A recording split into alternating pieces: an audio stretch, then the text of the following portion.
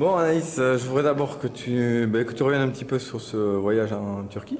Ah oui. C'est d'abord pas trop mal passé quand même, donc est-ce que tu peux nous raconter un petit peu? Et bien, voilà, l'équipe turque, on connaissait pas du tout. On avait vu des vidéos avec les coachs, leur système.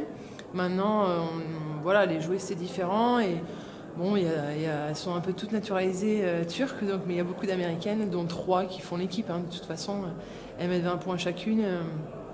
Donc, bon, on n'a pas trop défendu non plus à Tarsus. On aurait pu mieux défendre. Voilà, je pense que ce soir, par exemple, on a bien défendu, d'où le score 59 pour l'adversaire. Là, Tarsus, elle pouvait mettre 100 points, et nous aussi. Donc, bon, c'était pas trop un match de défense. Mais je pense que si jeudi, on est sérieuse comme ce soir en défense, malgré leurs 3 Américaines qui sont de qualité, c'est des très bonnes joueuses, on peut passer. Puis jeudi, ça va être ambiance de corrida, ça va être la Louber bis à Mont-de-Marsan, puisque Yano et Billette déjà. Donc, Ouais, Noé Billettes. vous n'avez pas le droit de. C'est plein. Donc, on savait, on avait un peu peur à Tarsus de se prendre 20 points. Parce qu'on s'est dit, voilà, si on fait mieux qu'Agaï, ça va être dur, alors sachant que ça va être la fête pour les Landais, quoi. Donc bon, je pense qu'on a fait. C'est un bon résultat, moins 2. Je pense que c'est bien de perdre. Au moins, on va devoir aller la chercher. Voilà, de 3 points, ça serait bien, à moins qu'il y ait des prolongations à la fin du match. Mais c'est génial pour la région, pour le basket féminin. Vivre un 8e de finale comme ça, et pourquoi pas après passer en quart pour Basketland. On peut écrire une belle page de l'histoire de Basketland. D'accord. Pour aujourd'hui, un match intermédiaire contre Nice, qui finalement, c'est pas plus mal de pouvoir faire un petit match tranquille, justement. Donc ça s'est passé Oui, tranquillement. ça s'est bien passé parce qu'on a été sérieuse en défense. On s'est pas compliqué la tâche, quoi. Voilà, on savait que si on respectait les consignes en défense et qu'on était solidaires, surtout à défendre ensemble, on allait après pouvoir dérouler notre jeu en attaque. Donc on a marqué des points, elles en ont marqué 59, c'est bien, c'est ce qu'il faut.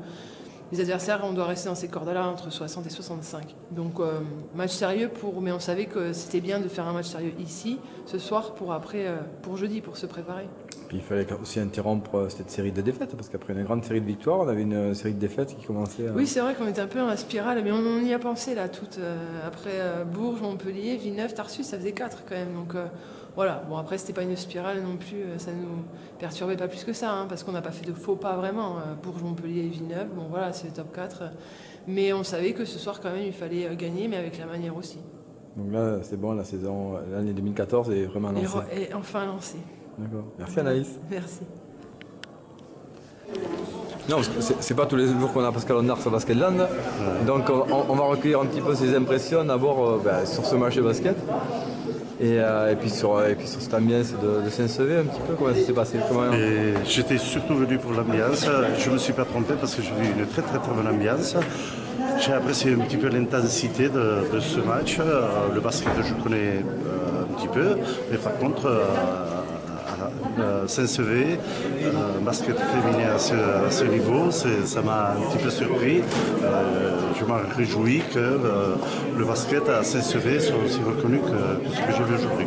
On ne retrouve pas un petit peu à travers cette ambiance de Saint-Sevé, cet esprit du club, ce qu'il y avait autrefois dans le rugby justement, avant que ça passe pro, même si c'est quand même pro ici aussi. Je sais ce qui se passait avant. Dans le milieu du rugby, mais je préférerais davantage que les jeunes d'aujourd'hui connaissent un petit peu ce qu'on a connu avant, cet esprit d'équipe, cette ambiance autour d'un terrain, c'est extraordinaire. Ça m'a rajeuni un petit peu quelques années. D'accord.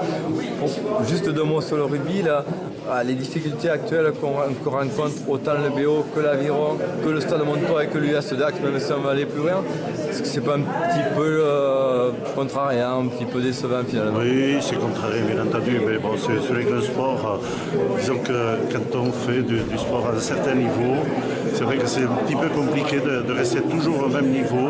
En ce qui concerne le Biarritz Olympique, bien entendu, c'est avec un petit pincement au cœur aujourd'hui que je peux vous dire. Aujourd'hui, j'étais au centenaire du Biarritz Olympique et malheureusement, par rapport aux résultats qu'on a, on est contraint à descendre d'un cran, mais bon, moi-même en tant que joueur, j'ai connu ce niveau-là. En 89, on était descendu en groupe B. On s'est requinqué 3 ans après, on était au Parc des Princes. Aujourd'hui, c'est le Stade de France. Bon, mais de toute manière, je pense que le Biarritz Olympique a un très grand président et c'est peut-être reculer pour mieux sauter. D'accord. Merci pour ça, en espérant vous revoir à Basket-Land, pourquoi pas, et ce sera toujours un plaisir. Avec de vous plaisir. recevoir. Avec plaisir. Merci Pascal. Merci.